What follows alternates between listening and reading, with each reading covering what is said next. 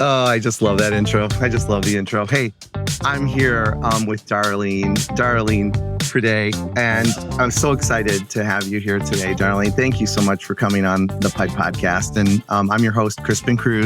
We talk about, sales process, sales initiatives, sales prospecting, and sales experiences. So really excited to kind of dig into this with you, Darleen, and just understand like the world that you came from and how you got to where you are, with your organization. And if you don't mind, I just love to jump right into it and just give the listeners and viewers a little background on you and what part of the world you run and some of the things that you do, if you're okay with that. Yeah, absolutely. Thank you for having me, Crispin. It's an honor. That's so kind of you. Yeah. So let's talk a little bit about your background and, some of the successes that you've had and some of the things about your organization as well. Yeah. So currently I live, a little bit north of Orlando, Florida. I have been in sales. I say 25 years. It's really more like 30 something years. No one's counting. I started in retail. I've done B2C, B2B, and everywhere in between. So my whole career has been focused some sales aspect, regardless of what my position was through that journey of 30 years. Sure. And let's talk a little bit about that journey. Like, did you start in corporate America? I mean, how did that, give us a little bit of the roots of how that happened? Yeah, I have a fashion degree. I went to school for fashion merchandising, and I actually started my career in retail when I was 16 years old, and I fell in love with selling, not necessarily all the aspects of selling, but the energy that you got from the clients and making them happy. Yeah. And then after college, I was an accessory buyer, and then I moved into product development and marketing and all of the things. One of the things that makes it unique is that regardless of what my position was, I was always pulled in to do the bigger sales. So if we had big clients, we had some key clients, we had a VP of sales, I'd still be brought in for the product, but I'd wind up selling because I was able to build that rapport and trust really quickly with the people that I was selling to. Mm-hmm. So that's kind of where it started as far as developing those sales skills. And then then I went into logistics, then I went into virtual staffing. Right. So regardless of what, it was always in that sales position. That's amazing. Now you're getting me excited because when you talk about opening up opportunities, with potential prospects, and you talk about that bonding and rapport and connecting, at a high level with your prospect right from the beginning, having a high level of engagement. Let's talk a little bit about that. Like what are some of the tools that you use, or what are some of the things that you do, that you can really focus on, opening up those relationships?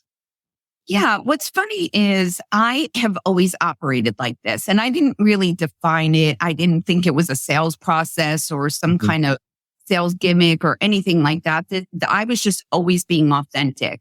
So it wasn't until probably the past couple of years that I really began to identify what I was doing that may have looked different than other people.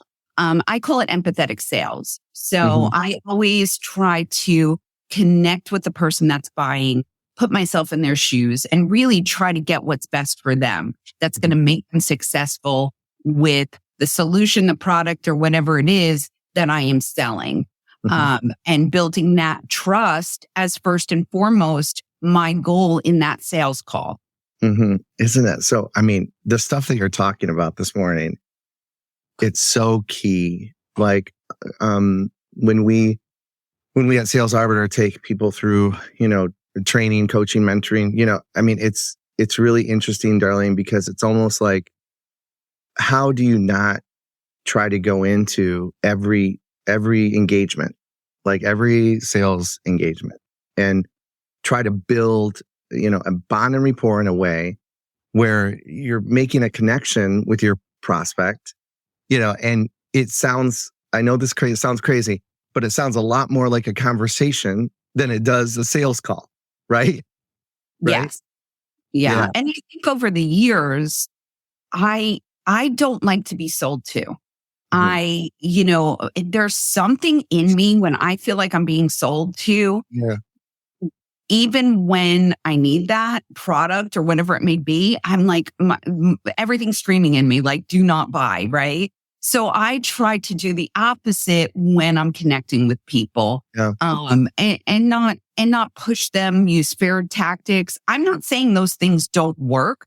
Yeah. There's a lot of people out there making a lot of money from, pain points and fear and all of those types of things. Sure. That's just not what's authentic to me. And that's not how I want to operate.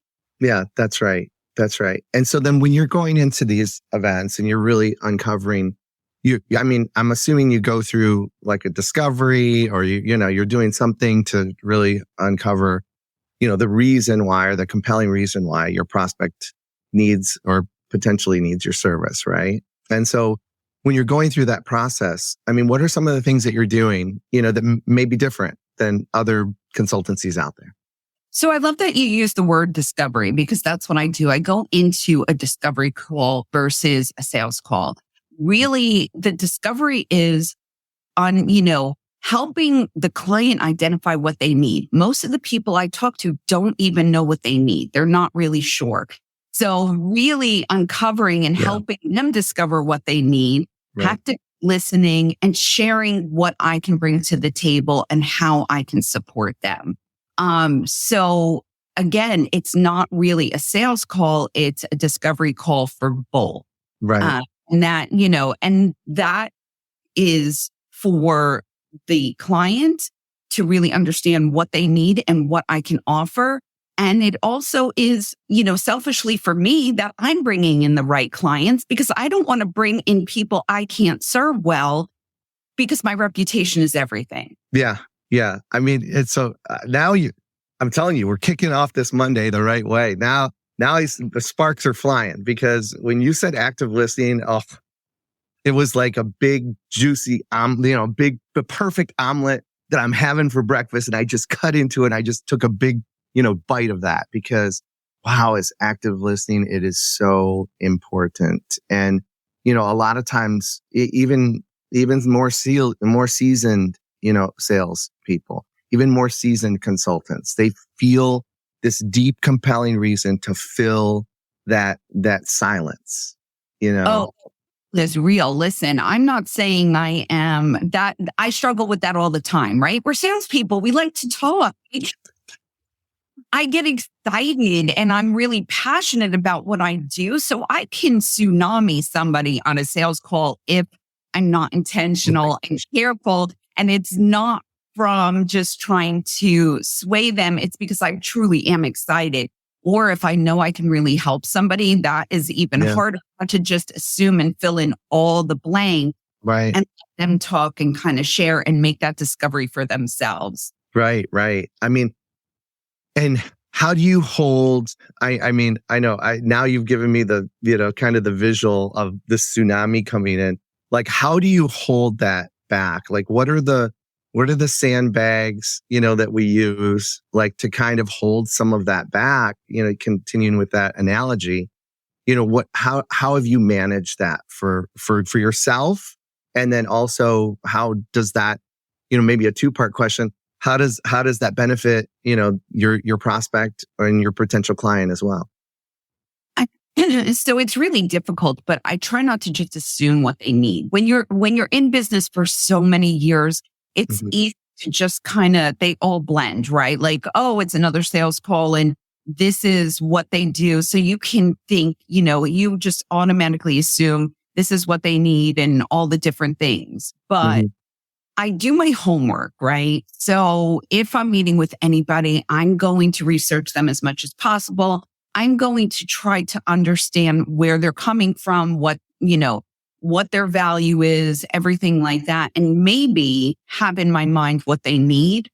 But on the call, I will tell them I've done my homework and I've looked. I'd like to hear from you. What what brings you to me today? Why are we having this call? And giving them the opportunity to be able to share that. Sometimes I deal with entrepreneurs, right? So Right. it's the iceberg thing. You're seeing, even if you look up every single social media or website, Yeah, you're seeing a tip of what their actual world is. that's So right. having that person share with you really helps ground your perspective of not just assuming what they need and really hearing, where they're coming from. Even if they look identical to 5 other clients, Yeah. their journey is unique and Yeah. their needs are unique. Yeah. Now you work with sales individuals and salespeople as well, correct? I have worked with salespeople. Right now I'm a one-woman show, but I have worked with sales teams in the past for Yeah. sure. Yeah. And so how is some of maybe the tips that you can share with them, also, and those that are listening and watching, when you talk about like quieting that noise, because, we've been conditioned in our lives to answer the question, right? And I think a lot of that comes from just the way that we were conditioned through grade school and high school. And, we raise our hands and then we get an attaboy or, an attagirl and a piece of paper that has a good job and a smiley face and a little star, 100%. And then we take that home. And of course, no one ever gets this wrong. Our parents put it on the refrigerator, right? And they tell us, hey, you keep answering the questions. You keep answering the questions and you're going to be a good boy and you're going to be successful, right? And it's breaking that conditioning in a way that's just like, okay, I got to figure out where that question is coming from. Like, I got to ask, why that's important to the prospect. And I have to actively listen. Are those some of the things that you talk about, or that you some of the tools that you use as you're going through that discovery process? Yes, but sales teams, that's a whole other can of worms, right? It starts with the sales leader. Right. You can have all of your different things. There's sales leaders that are so arrogant that they think my way is the only way and everybody has to sell this way and it's all about the numbers and all of the things that give salespeople a bad rap. But Right. then have salespeople underneath them. And I'm speaking from experience. I've had this through my career where I may not have had the experience, but my natural instincts were still stronger than what this person was telling me. Right. And it didn't seem right. But, I was pushing down what my gut was telling me about how to sell and thinking, okay, well, they're successful. It's easy to look at somebody and say, okay, they're successful. They're getting the numbers, but you don't see the whole picture, right? You don't want to churn and burn clients. You don't want to bring in the wrong clients. You don't want to just sell them only to have them leave or whatever. And it depends on the industry, right? Like that's true too. But what I would say is for the sales leaders out there is, even if you have to have standards, you want to pour into your people, but let them use their own spin on everything. So this way it's authentic to them, because there is not a cookie cutter way to sell. Unless you're selling widgets and it's a script or whatever, there is not just one cookie cutter way to sell. Put up the boundaries, put up the guardrails, and let your team operate within that. That's unique to them. Oh, it's so good. I hope that our listeners and viewers, I hope they're taking notes. I hope they're picking up these nuggets, because you're right. You're right on it. I'm excited to continue to talk. So let's take a little shift and maybe talk a little bit about mindset and maybe some of your strategies or some of those shifts that we have. I did my homework on you as well. So, I know that you have some things to share as it pertains to attitude and, mindset and things of that nature, and how that impacts the culture of an organization. Can we unpack that for a minute? Yeah. And I would say with mind shift is I try to operate out of a generous mind shift.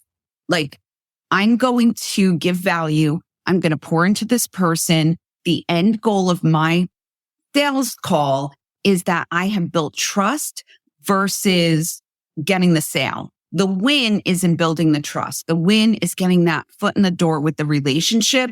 Now, if you get the sale right away, that's fantastic. If you get the sale 6 months from now, that's great too. Everybody, we have to make a living, right? But I think to me, the sweetest ones are when you have that nurturing over sometimes months or years. And then all of a sudden they're like, I'm ready now because you built that trust. So shifting your mindset to be able to say, this call, I'm going to build the rapport. I'm going to really discover what they need. If I'm not the right person, I'm going to get them to that right person. And they are really going to love me regardless if they buy from me or not. Right. Right.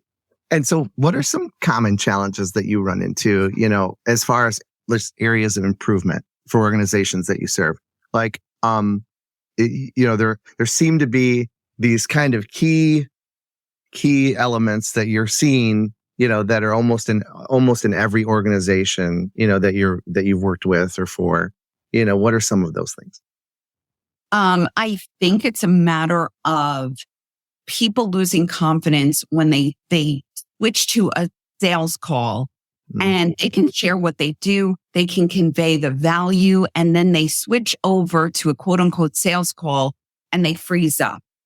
They start being robotic, following a script. That's the worst thing you can do. Now, key points, you want to make sure, and again, depending on the industry, you want to make sure you have your key points of what you're hitting. Sure. But I always tell my clients, practice on your family, practice on your cat. It doesn't matter. The more you say it, the more natural it's going to be. Yeah.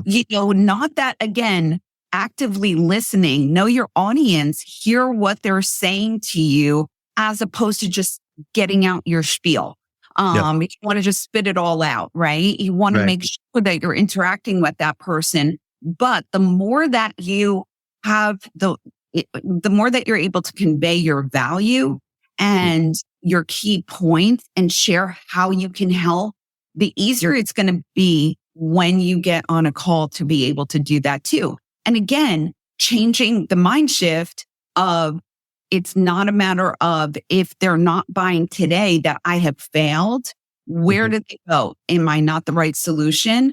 Not the solution right now? Or, can I introduce them to somebody who's a better solution for what they need? You want to build your credibility. You want to build your reputation. And that just helps build your brand, because people know that you're going to be honest with them regardless if it serves you or not. Right. And you're so right. Like, I think that one of the pieces that gets also overlooked is when you're out there and you're talking with organizations about the challenges that they're having, right? And you're trying to, and it comes from the right place. Like you really, like, I can tell already, that we became fast friends because you were in that. You're in the role of helper, and you want to go in and you want to uncover what the challenges are, what the issues, the problems, the frustrations are with the organization, and come up with solutions that will help them to get to their goal, right? And when you do that, it sounds like to me, Darleen, that that sometimes can be, and I'll just use the word painful process, right? That can be a painful process. But as you're going through it, building those connections are so, I'm sure, and really having some tough dialogue is really important. And, how do you manage those difficult conversations? Like, when you're talking with because a lot of the times you're talking with business owners, the CEO, the C-level leadership, how do you talk to them about, their baby And I think it's that old saying, I can call my baby ugly, but you can't kind of thing. Yeah. How do you manage that? Again, leading with empathy, right? People Mhm. build businesses, even if they're not doing everything right, they put their heart and soul into building that business. So you want to be respectful that you're not coming in and just saying like, this is horrible or whatever that may be. Right. But also I can't do my job unless I'm honest, right? Mhm. And really get into the root because do you want, if I go into a company and just tell them all their sales processes and everything they're doing is great, it's not going to help them if I see something, but I'm operating out of fear and I don't want to Right. confront that. So, I like to do a SWOT analysis, right? Like, strengths, weaknesses, opportunities, threats, all of that type of stuff across the board because sales is not in just a vacuum. You No. have to look at all the different aspects and there's probably a lot of good. And what I say is the people that I work with have amazing value. They have it all going on. They just need a little bit more help to make it even better. Mm. But then there's some clients that are a little bit stuck in their ways. And I always tell my husband laughs because I always say like, do I have permission to be honest here? And nobody's going to say no, but then they're Right. going to like, it's like the punch and the hug all at once. Right. And I use the analogy, like sometimes I'm like, okay, like if they're like, oh, I've gone through 15 salespeople and I can't find anybody who's good. And I'm like, it's like a girlfriend, right? One Mhm. or two, it might be them. After that, you got to start looking at yourself, Oh So my goodness. there's, It's so good. a lot of balancing act. Yeah. Yeah. It sounds like it. The punch and the hug. I love that analogy. Cause I think that's the way that I've raised my children too. So Yeah. Tough love. Yeah. Tough love definitely works. there's so many connections though, right? Between relationships, personal and professional, like so Yeah. many connections and analogies and probably experiences that you bring to your clients as it pertains to that.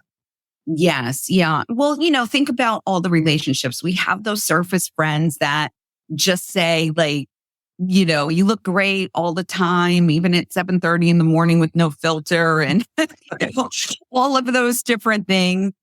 But then you have the true friends that might kind of, every once in a while, it might be a tough pill to swallow. Right. And then think about it and you're like, you know what?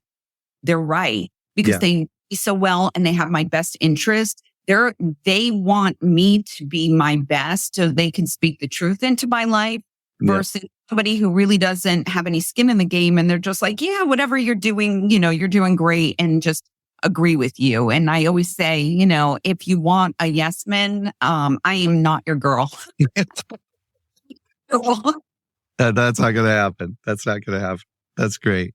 So, we're coming through a pretty challenging year, right? For Yes. businesses. We're coming through it, and it just is what it is.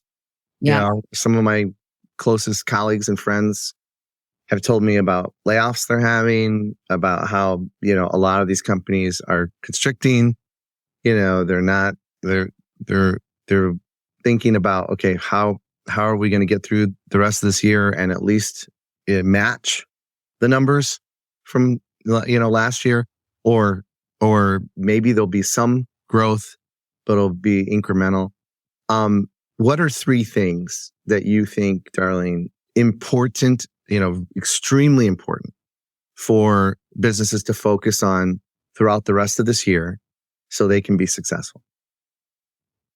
Yeah. So I would say first and foremost is like sales is a long game at times. And yes, we have to keep the doors open and all of those different things. But if you start operating at a scarcity mindset, your clients feel it.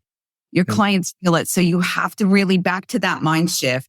When you get on those calls, do not go in like, I have to make this sale, otherwise I won't meet quota or whatever.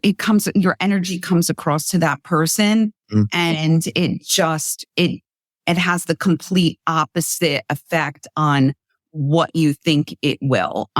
So really taking a minute and again, still operating the same that you have with pouring into somebody, offering that value and seeing whatever happens, but you will bring in more people that way than operating out of fear. I will also say follow up, because people are scared right now. They say no out of an automatic reaction, right? And, they're like, no, I can't afford it now. And then a month goes by and they're like, oh crap, I'm still in the same boat. I need to make a change. But if you're not the one following up and being in front of them, they're going to go with a different solution. That's right. Well, so making sure you follow up. But what I say is give value every time you touch that client. Don't be like, hey, are you ready to buy from me now? Give them some sort of value when you touch them. That again, that's still relationship building, right? Had that call in the beginning. Every time you connect with them, you're going to give them value. You're going to be more familiar with them. You're going to be more trusted with them. So when they are ready, they'll be able to move forward. I have seen this year where things come to a screeching halt, and then it's like everybody wakes up like, holy crap, I need it. Then they start again. And it's been like up and down. And like, I'm not saying it's easy. Right. It's not, right? Sales, you're just as good as the last sale you made, That's right. Well, it kind of sucks at times, but just stay the course. Know the value that you're bringing. And then thirdly, I would just say like, and this is more for sales leaders out there with a team. Encourage your whole team. I see time and time again, those sales leaders, those sales managers, they're taking the bottom 30 and they're putting everything into the bottom 30, right? You have top producers that are just on autopilot. I'm not saying they need a lot, but a little encouragement goes a long way. Sometimes it really sucks because I've been there to be a top producer. And it's almost like, oh, well, she's always going to hit her numbers, or she's always going to get, 30% more than goal. And then bottom ones, they're doing webinars, they're doing this, they're doing that. Like, they're pouring into them, and those people may never even come along. And then the middle, that's like the middle child that is, they're kind of touched, but they're not. I would just say like your job as a sales manager is to encourage your whole team and to keep them all motivated, even if you don't need to motivate those top producers. They need your support. And sales could be lonely, sales can be frustrated. And the worst thing is to put your heart and soul into it and get amazing results. And then nobody acknowledge it because it's expected. Yeah, you're so right. You're so right. And wow, those are three great concentration areas to help your organization really not just get through this year, but to exceed the goals and expectations. It's great stuff. So I just want to keep the conversation going if you're okay with that. Yeah. Pete Primu is on and he says, 2 talented sales pros here. I'll say one. She's sitting next to me. But thank you, Pete, for tuning in today. That means the world to us. When we're going through, this process, and I want to focus a little bit on process now, we've talked about, it's the building, the relationship from the beginning, being your authentic self, going through that discovery and listening and asking good questions.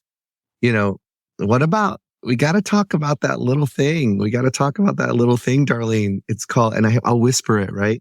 The money, right? Yeah. We got to talk about the money, because it gets to the point to where, okay, we think we've got a good fit with a potential organization. We believe that we can help them with their challenge, their issue, their frustration, whatever that looks like in their world. We think we have some of the antidote for their, for their sickness. And then we got to get to budget. Like we got to talk about money. And that's normally a very, very tough conversation for some salespeople and for some organizations, or for some leaders in the organizations that are selling their product and service and acting in that role of sales. Yeah. And I think it goes back to that thing that we talked about earlier, which is conditioning, right? We've been conditioned not to talk about money. Like I remember, I think I was 8 or 10 years old, and I asked my parents, like, how much money do you make? How much money does the Smith family, does the Smith family make? Like, we don't talk about that. Like, and so we haven't really been, and I'll go back to saying it again, conditioned to have open and honest conversation about budget. So what are some of the things that you do that once you get to that point, assuming that everything else is going well, does that, if you're doing things right in the first place, does that make, the budget compartment, does that make it easier? I mean, or is it still hard? And what are some of the things that you do to overcome that? So, typically I do not lead with budget or anything like that. And again, it depends. If I know somebody is really, they're not the right fit, they're not looking at, I want to be respectful of their time, and help them understand. And I always say, like, I can always go through this for the future, but I want to make sure I'm respectful of what you're coming to me for, because everybody is busy. But I would say, like, once you convey that value, somebody's going to be a good fit and really be able to benefit from what you are selling or your, service or whatever it may be. Mm-hmm. I like to ask them, what does your decision-making process and timeline look like? Did you have a budget for this? All of those different things. Again, back to questions, because you may be speaking to somebody who is not the decision maker, or they'd go forward today, but now you got to talk to 20 people on the team to convince them, Right. So it gets back to understanding. And then if they're like, oh, I'm just not really sure, like, help me understand, is there more information that will help you make this decision? Is there a good time? Why don't you digest? Let me send you everything in writing, right? Mm-hmm. I'm a verbal processor, but I also, if I talk to you, I want to see everything in writing. So I send everything in writing afterwards. Here's everything in writing to help you understand what I can offer. Once you digest it, let's have another call, because you may not have questions today, but when you look at that information, let's hop on a call if you have more questions or concerns or whatever it may be. So really making sure that the person understands the value, what you can offer, and how you can help. That's great. I tend to get really excited. If I know you're a good fit for me, like, I'm really excited about it, and I get the person excited. I like to paint a picture of what opposite of fear, right? Not like, you do not use me, your business is going to go down the tubes. No, it use me. This is how I can help you, and paint that picture of what it's going to look like for your service to be able to support that business. Mm-hmm. Opens up their minds, like, oh, there is a different way, right? Mm-hmm. That really is appealing of how they can help. Again, back to authenticity. Don't lie about it if you can't, but really set that expectation of what it would look like to work with you. It really brings people to that next level and helps them catch that excitement.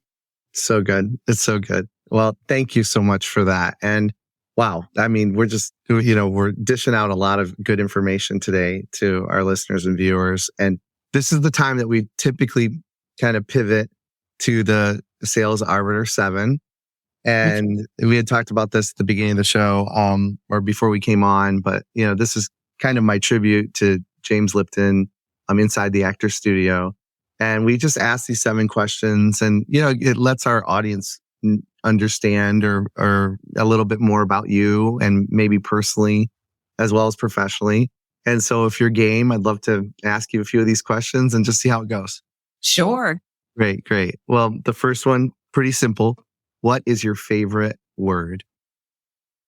Love. I use the word love so much. Love, love, love. Oh, I love it. I love it. So and somebody my assistant pointed that out to me, and Right. she'll tease me because she hears my sales calls and stuff. So she's like, I love that. I love that. But it is like one of the words that I just use a lot. It's not a bad word to use a lot. I love spreading the love. So that's good. That's good. What is your least favorite word? Uh, Least favorite word. Okay. There's many. I would say, well, this is going to be like probably moist. I love it. I've heard that before. I'm not sure I've heard it on the show, but I've heard it before. Yeah, yeah. And a lot of people just despise that word for some reason. And That's the only thing in my head right now. But I kind of feel sorry. Like if you were like if you can picture like these little caricatures like of words, like I think moist is like one of those. It's like sad face and like hunched over and it's like, why does everybody hate me? Like kind of, that's like that's kind of the way I picture that word. I don't know why. It's just I just see it that way. But that's a great one. Thank you. What's something that could make your day? making somebody happy or encouraging. I love to encourage people. So having somebody encouraged. Yeah, that's great. That's great. And what's something that could ruin your day? Probably anything to do with finances. I despise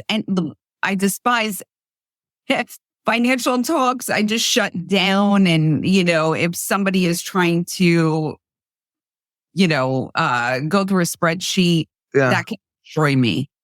But you gotta zone out. You're like, I think tomorrow's trash day. Exactly. My ADHD kicks in. I'm like, yes, talk about spreadsheet all day long. I am somewhere else. Oh my gosh, that's so funny. Oh my gosh. All right, what's a sound or noise that you love? Oh, a baby giggle. It's the best, isn't it? I could listen. I watch those TikToks that I can listen to that all day long. I'm going to use one of your words here, Darleen. I just love it. I just love it. I just love it. Yes. It's me every time you say love. What is a sound or noise that you hate? Probably the opposite, baby crying. Like if I'm in a store, it's not that I hate it. Like I'm annoyed. I'm like, give me that baby. Let me rock them. Give me that baby. I can fix that baby. Exactly. That sounds like that's kind of in your nature, though. It's kind of in your nature. I can fix that baby. What's wrong with that baby? Exactly. Go shop. Let me rock your baby. Exactly. That is so funny. That is so great. What profession other than your own would you have liked to attempt? Probably some kind of nonprofit.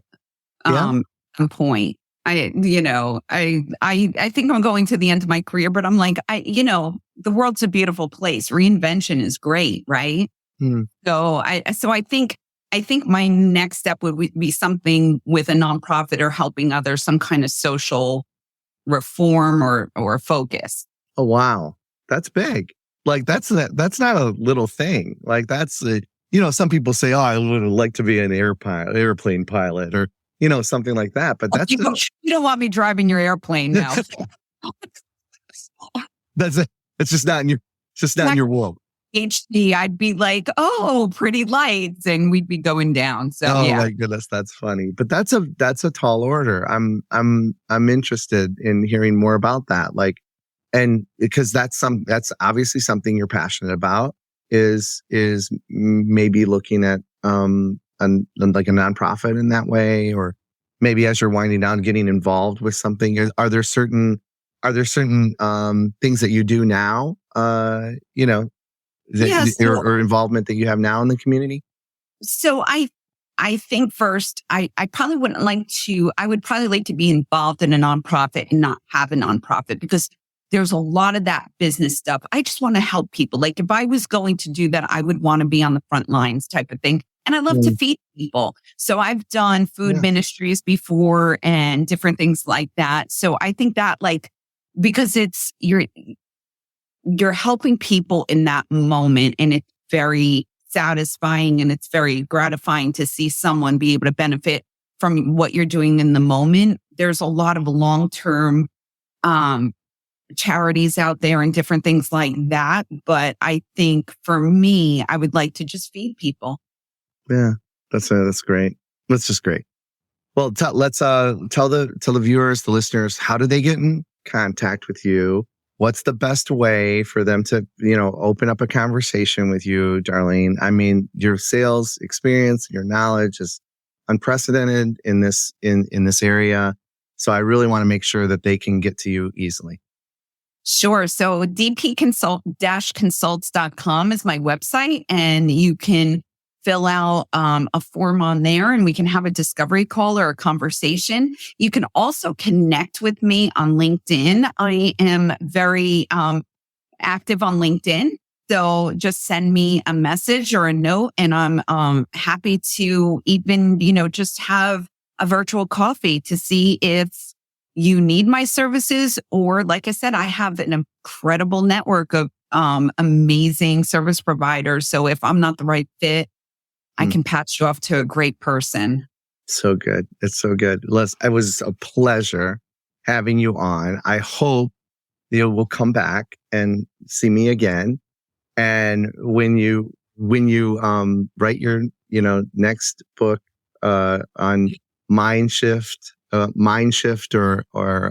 whatever the name of that's going to be, I'd love to, talk to you about launching that, even on my show. So just so happy that you're here today and that you're sharing all of that sales, wisdom and experience with the audience and those that are watching as well. Well, it has been so much fun, and I appreciate your time and you having me on the show. Absolutely. Absolutely. Thank you so much. So I always close the show like this, Darleen. So keep selling and have fun doing it. Thank you so much.